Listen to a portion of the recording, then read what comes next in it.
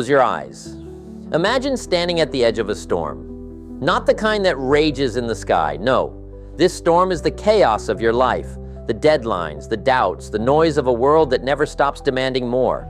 And here you are, one person, one mind, one choice, to step back into the whirlwind or to become the eye of the storm, the calm, the architect, the force that bends chaos into order. Because here's the brutal, beautiful truth the greats understood. Edison in his lab, Carnegie in his libraries, Disney in his studio of shattered dreams rebuilt. The future isn't something that happens to you. It's something you forge, cell by cell, thought by thought, action by action. This isn't philosophy. This is physics. Every life is a chain reaction of choices. And the catalyst for your better future isn't luck, talent, or circumstance. It's you. Let me tell you about the blacksmiths of old. They didn't just shape metal. They mastered fire. They knew that before the sword could be born, the ore had to endure the furnace. Your mind is that forge. Howard Hughes didn't build airplanes because he woke up one day with wings. He burned through sleepless nights, financial ruin, and public ridicule, choosing obsession over opinion. You think your doubts are unique? Your fears special? Henry Ford went bankrupt 3 times before Model T Lincoln lost 8 elections. The difference wasn't their circumstances. It was their refusal to let their minds become museums of failure. Your thoughts are not passengers. They're pilots. Every time you indulge "I can't" or "what if they laugh," you hand the controls to a ghost. But when you carve "I will" into the walls of your psyche, as Estée Lauder did scrubbing floors to fund her empire, you turn neurons into nerve, and nerve into legacy. Discipline is not a cage. It's the keel of a ship, the hidden spine that keeps you upright when the waves of distraction crash. J.P. Morgan didn't build railroads on motivation. He built them on rituals, 5 a.m. walks, ledgers scrutinized daily, a life where every hour answered to a purpose. You want freedom? Discipline is its currency. The freedom to rise before dawn and claim the day. The freedom to say no to trivialities so your yes thunders with meaning. Look at Katherine Johnson calculating NASA's moonshots through segregation's gauntlet. Every equation a brick in the road to the stars. She didn't wait for permission to be precise. She chose it. You think greatness is a mountain to climb? Number greatness is the sum of 1,000 daily yeses to the work, the grind, the silent hours where you alone hold the chisel to your potential. Here's a secret they don't tell you about fire. It doesn't debate. It doesn't hesitate. It consumes. Amelia Earhart didn't theorize flight. She climbed into cockpits, kissed the sky, and vanished into legend, fueled not by certainty, but by motion. Action is the antidote to paralysis. Every someday you utter is a theft, a robbery of your own momentum. Steve Jobs didn't wait for perfect conditions to start Apple.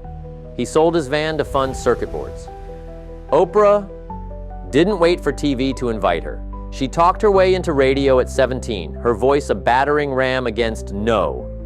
The universe rewards velocity, not the speed of your feet, but the decisiveness of your heart. The moment you stop asking, "What if I fail?" and start demanding, "What if I fly?"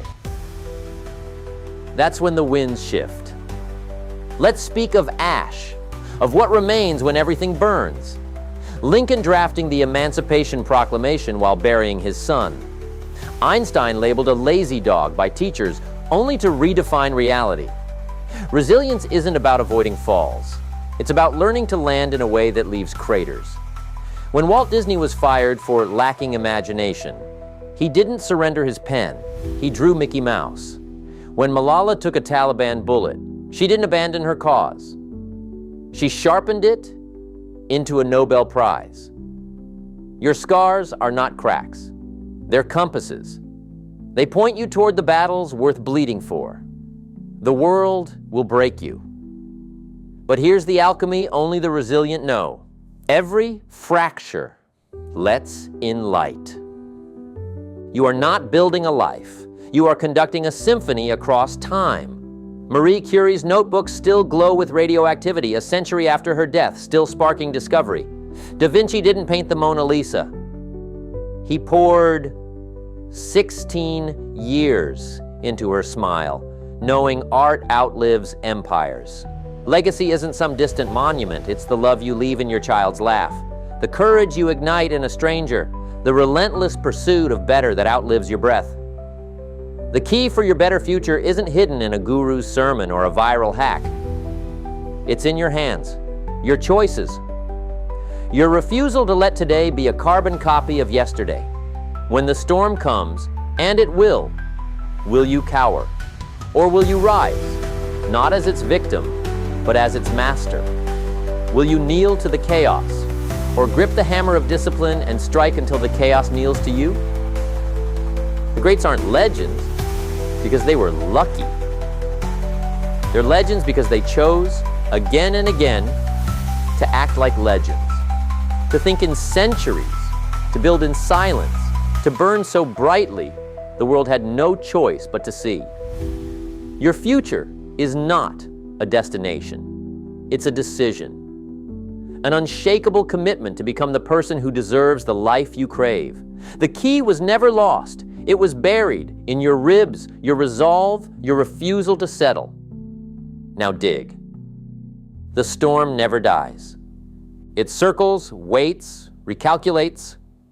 But now you know the secret. The same fire that forged Carnegie's steel and Curie's radiance burns in your marrow. You are both the anvil and the hammer, the tempest and the stillness. The future isn't a distant horizon, it's the next choice, the next breath, the next defiant step into the gale. Consider the coral reef. Tiny, solitary organisms, yet together they build empires that withstand tsunamis. Your life is no different. Each disciplined morning, each resilient comeback, each unyielding I will is a calcium deposit in the architecture of your legacy. Hemingway didn't write novels. He carved sentences one by one until they bled into immortality. Your daily acts, however small, compound into monuments. Jim Rohn once said, "Your life does not get better by chance, it gets better by change." Change you. Not your circumstances, your job, or your critics. You. The moment you stop seeking permission to exist boldly, the universe rearranges itself to your rhythm.